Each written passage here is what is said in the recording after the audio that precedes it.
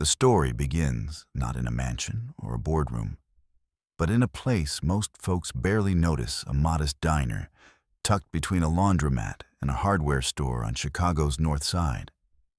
The scent of frying bacon mixed with the bitter tang of overbrewed coffee hung in the air. Neon lights flickered above chrome stools. For the regulars, it was a haven of routine. For the waitstaff, it was survival. Every Tuesday and Thursday, just after 1 o'clock, the air would change. Not because of the weather outside, but because of the man who stepped through the door. He didn't need thunder to announce himself. He carried his own storm. His name was Jonathan Cross, a man whose empire stretched across finance and steel, whose photograph graced the pages of business journals, and whose signature alone could sway markets. He didn't come for the food, he had private chefs for that. He came for control, for ritual, for the cruel sport of watching ordinary people scramble to please him.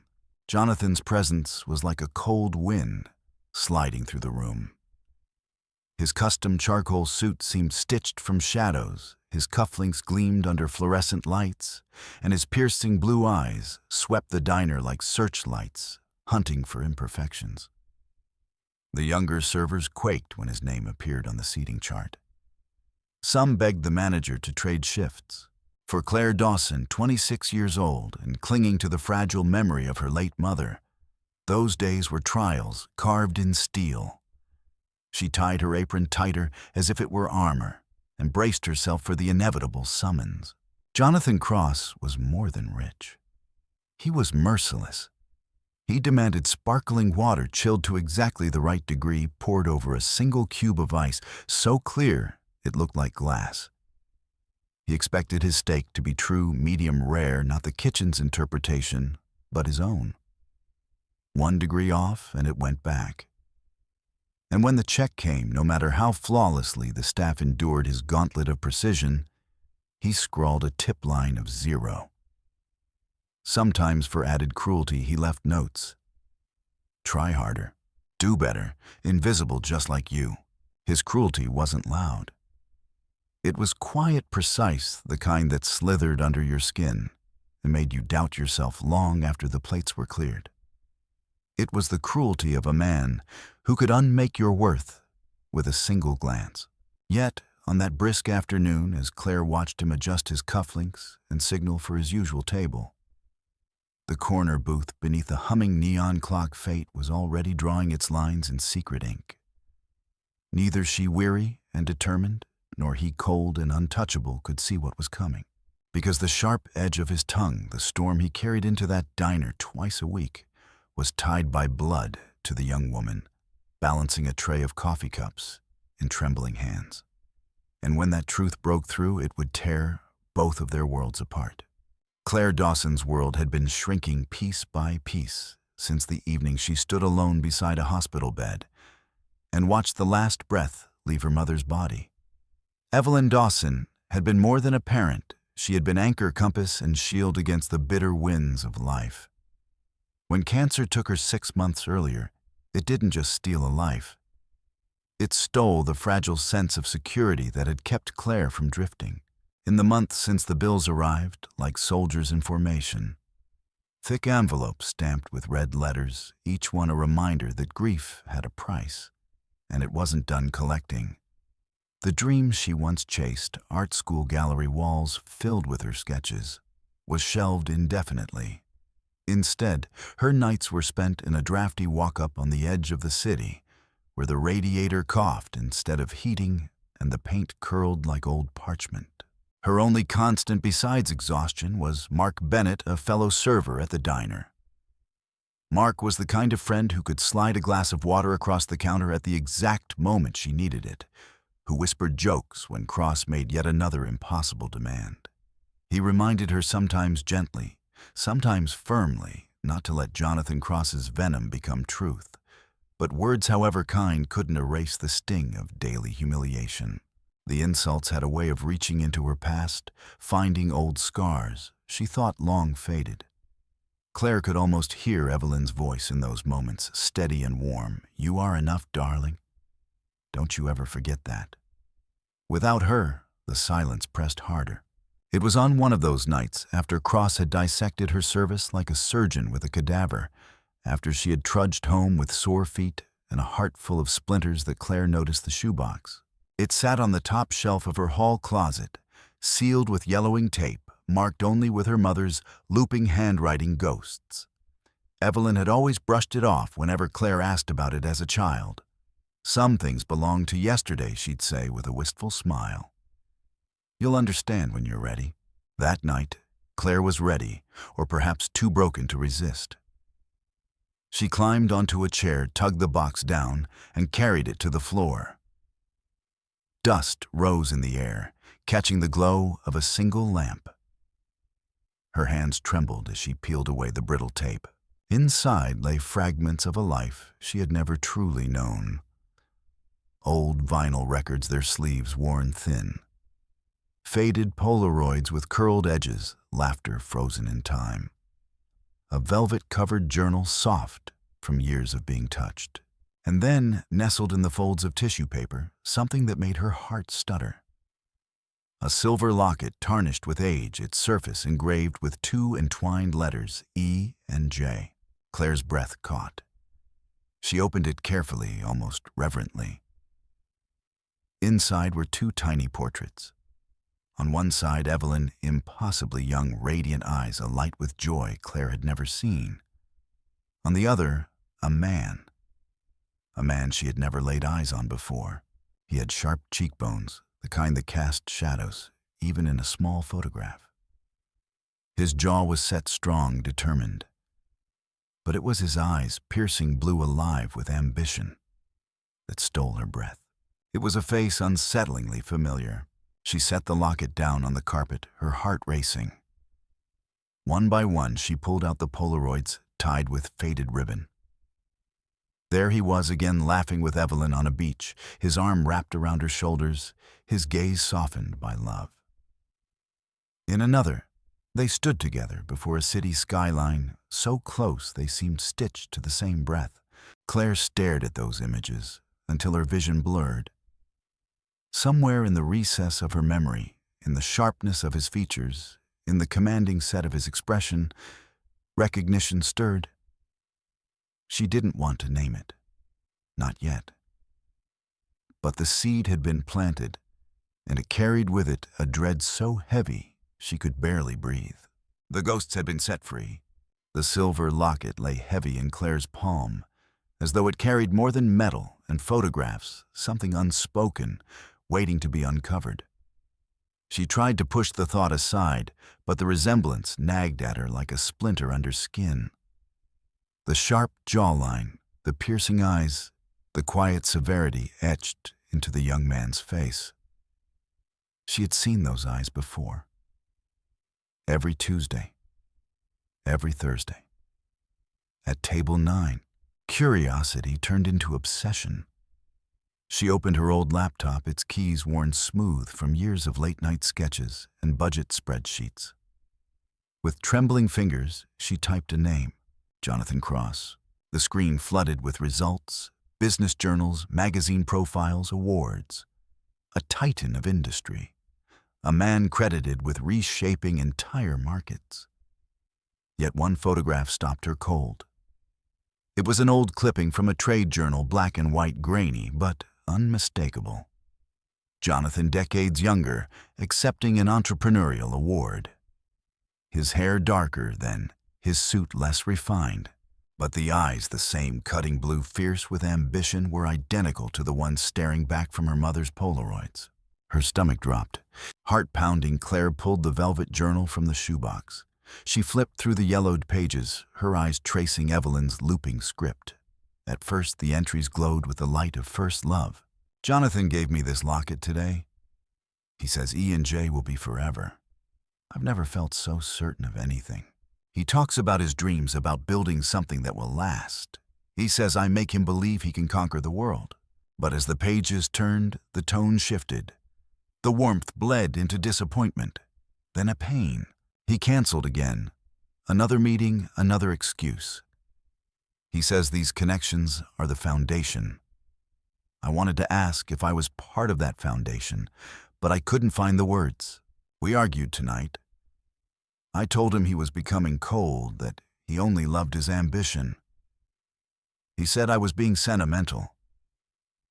He didn't even look at me when he said it. His eyes were on his business plan spread across the table. And finally, the words that shattered Claire's breath into shards. It's over. He says love is a distraction. He says he must be ruthless if he is to succeed. I believed him once when he promised me forever. Tonight I believe him when he says goodbye. Claire's knees buckled. She slid to the floor, the journal trembling in her hands. Jonathan Cross, the man who reduced her to nothing with a glance.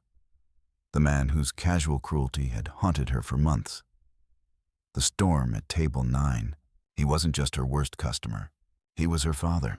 The revelation struck like a bolt of lightning, splitting the earth. Every insult, every withering sigh, every zero scrawled on the tip line, it all shifted in meaning. No longer was it just the cruelty of a stranger. It was rejection delivered by her own blood. Her chest tightened until she could scarcely breathe. She thought of her mother, standing young and radiant in those Polaroids, filled with dreams of love and belonging. She thought of the woman Evelyn became quiet, strong alone, raising a child without the man who had promised forever. And now, the cruel irony, Claire had been serving him his steak, his water, his endless demands, week after week, without either of them knowing the truth. Or had he known? The question coiled around her heart like a snake. Did Jonathan Cross realize who she was? Did he look into her hazel eyes and see the reflection of Evelyn? Or was she nothing more than another nameless face, to belittle another reminder of the humanity he had discarded long ago? The room spun. The locket gleamed dully under the lamplight. The past, once a sealed box of ghosts, had burst open, and the truth refused to be silenced. Claire pressed her hands against her temples, but the thought kept hammering inside her skull. The tyrant at table 9 was her father. The weeks that followed were an endless masquerade. Claire put on her apron each Tuesday and Thursday, like a soldier donning armor, though inside her heart was a battlefield. She moved with deliberate calm, never lingering at Jonathan Cross's table, never offering the polite warmth she once forced through clenched teeth. She spoke only when necessary, her tone clipped and professional, her eyes cool as winter glass. Jonathan noticed. He always noticed when something slipped out of line. Where once he fed on her visible discomfort, now he found only silence, and that silence unsettled him. He frowned more often, his eyes narrowing as if trying to decode the change. But Claire no longer cared about the bruises his words left.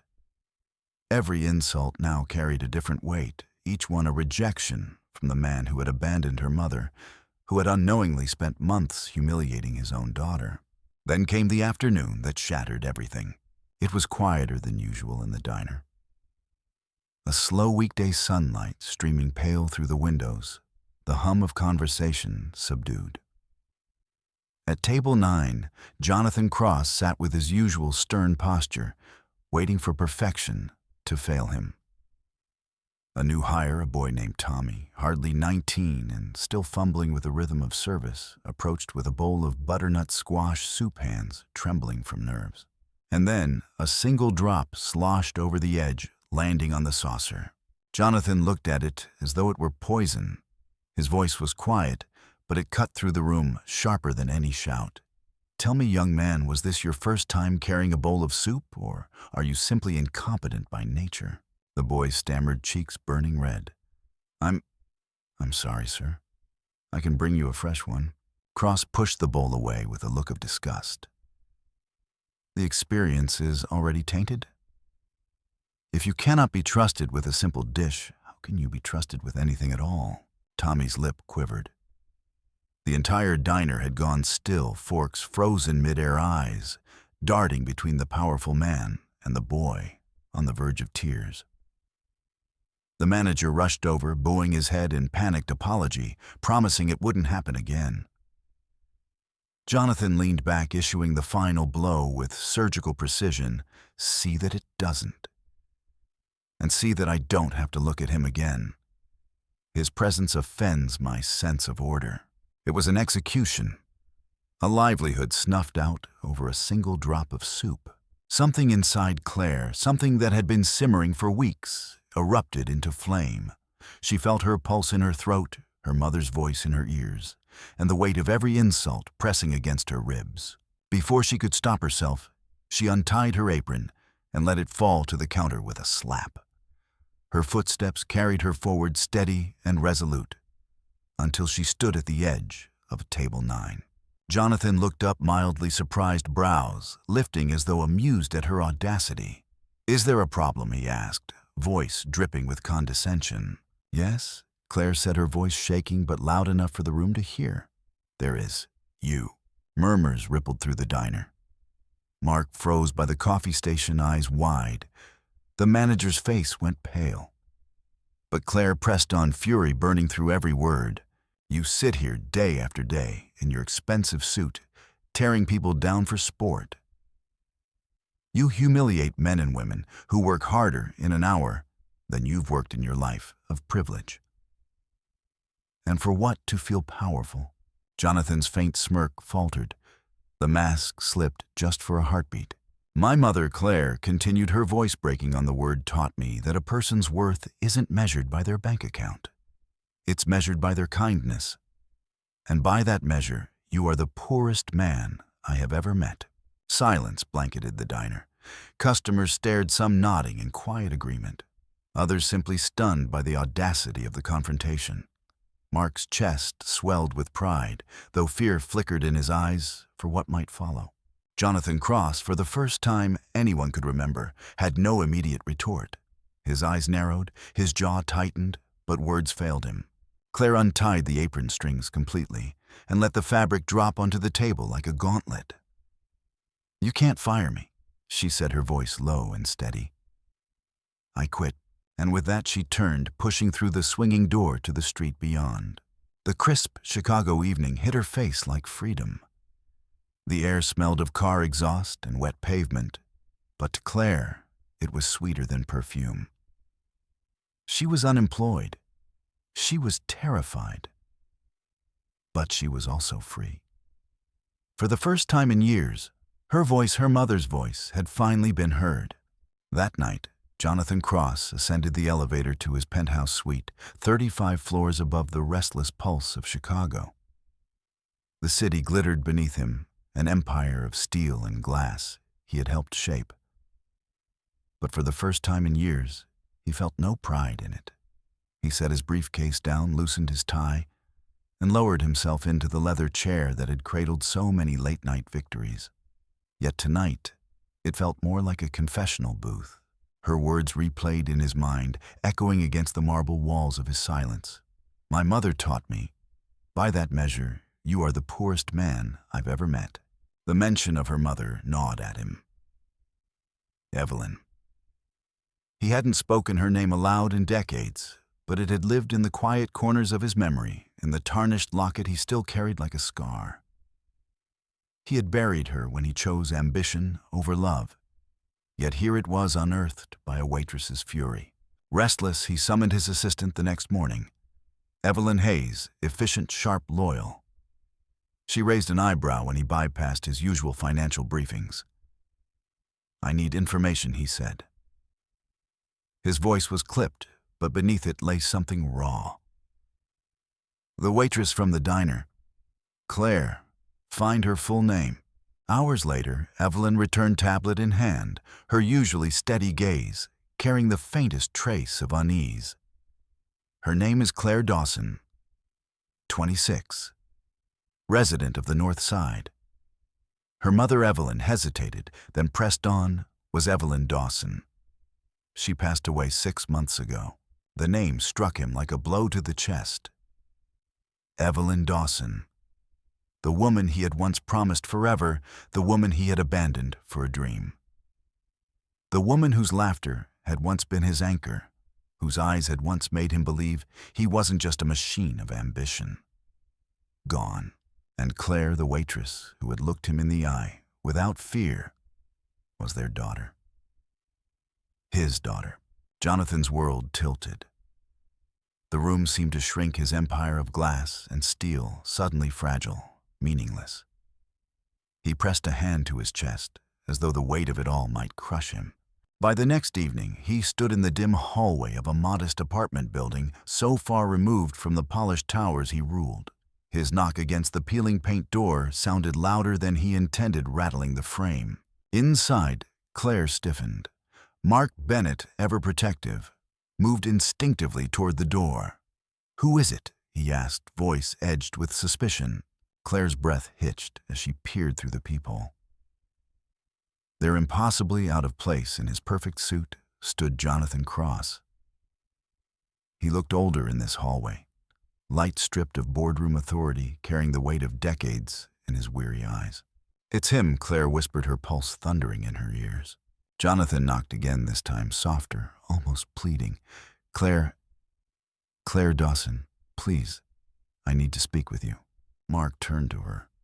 "Do you want me to send him away?" She hesitated, torn between fury and the undeniable pull of blood. Her mind screamed to shut the door forever, but her heart, the same heart her mother had nurtured, ached with a treacherous curiosity. "No," she whispered. "Let him in." When she opened the door, Jonathan stood there like a man stripped bare. The arrogance that once cloaked him was gone. His hands trembled slightly as he reached into his wallet and withdrew a small, tarnished circle, a locket identical to hers. "I kept it," he murmured, his voice thick with regret. "All these years, I couldn't let it go." Claire's vision blurred with tears. In that instant, the tyrant of Table 9 dissolved, and before her stood something different, a broken man haunted by the weight of choices made long ago. For the first time, she didn't just see the storm. She saw the ruins it had left behind. Jonathan's first attempt at apology was clumsy, halting, and rough around the edges. Words that had once come easily in boardrooms, polished, calculated, rehearsed, now stumbled awkwardly from his lips. He tried to explain, tried to paint the past in shades less cruel, but Claire stopped him cold. "Don't," she said, voice trembling but firm. "I don't want excuses. I don't need reasons. You left her. You left us. And now you show up after decades, as if a few words can undo it. I can't do this, not right now." She closed the door. For the first time in his life, Jonathan Cross, man of unshakable power, master of negotiations, stood in a dim apartment hallway with nothing but silence echoing around him. And for once, he didn't push back. He let her rejection stand, because deep down, he knew she was right. Days passed, then a week. Claire returned from a long shift at a temp job to find an envelope slipped under her door. Inside was no grand overture, no legal jargon, no promises. Just a letter written in his sharp, angular handwriting. "Claire, the word sorry is meaningless against the weight of what I've done. I will not insult you by dressing it as an excuse. I left your mother. I abandoned a future I should have cherished. And in doing so, I left you without ever knowing I had you to leave. That is my failure, my burden. I can never undo it. I can only stand accountable. I found something. A clipping from 1982, a review of your mother's gallery showing. They called her work vibrant, full of promise. I thought you should have it. Not as a token from me, but as a piece of her story you deserve." Folded neatly behind the letter was a yellowed newspaper clipping, its edges fragile, the ink faded. The article praised Evelyn Dawson as an exciting new artist on the horizon. Beside the words was a black and white photograph, Evelyn in her 20s, brush in hand, her smile alive with fire. Claire pressed the clipping to her chest, tears stinging her eyes. She had known Evelyn as mother caretaker survivor, but here was proof that before all of that, she had been a dreamer, an artist, a woman with light of her own. A week later came another package, larger this time. Inside was a professional-grade graphics tablet, sleek and new. Taped to it was a note in Jonathan's unmistakable hand. "This is not a gift. It is an investment in the artist you are meant to be." Claire set it on her desk, hands trembling. She wanted to throw it aside to reject any gesture from him. But deep inside, something shifted. He wasn't buying her forgiveness. He was awkwardly, imperfectly trying to water a seed that had nearly withered inside her. 3 weeks later, after nights spent sketching again for the first time in years, Claire agreed to meet him. Not at the diner, not at his towering office, but in a neutral place, the city's botanical gardens. Evelyn had loved flowers, filling sketchbooks with roses and tulips, each petal shaded with patient devotion. When Jonathan arrived, he wasn't wearing the armor of a tailored suit.